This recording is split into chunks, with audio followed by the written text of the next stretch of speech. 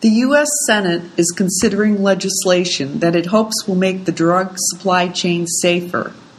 I'm Julia Talsma, Content Channel Director for Drug Topics, and I recently spoke with Genco's Volker Schulz. There have been a number of reports of counterfeit and adulterated drug products entering the U.S. supply chain over the last few years. How widespread a problem is this?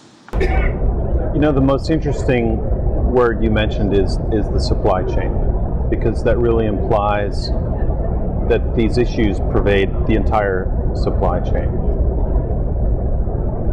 And certainly there have been issues, but I think unlike challenges we faced in the past, these reports have to do with problems more at the end of the supply chain.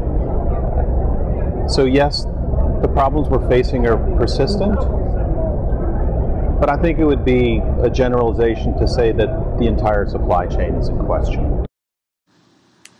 In May, a Senate committee passed a track and trace bill known as the Drug Supply Chain Security Act.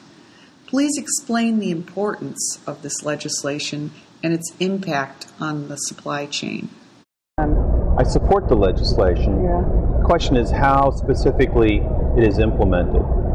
So when a third-party logistics manufacturer handles or operates a warehouse for a supplier,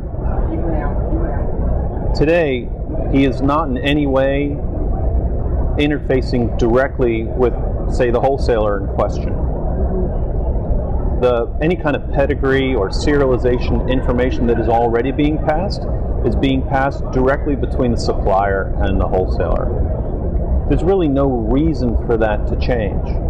Sure, we could take on legislation that says, hey, Mr. 3PL, you now suddenly have to hold it because that's the way the law reads, but there's no practical reason for spending that money on those kind of systems enhancements. Please visit us at drugtopics.com, join us on Facebook, and follow us on Twitter.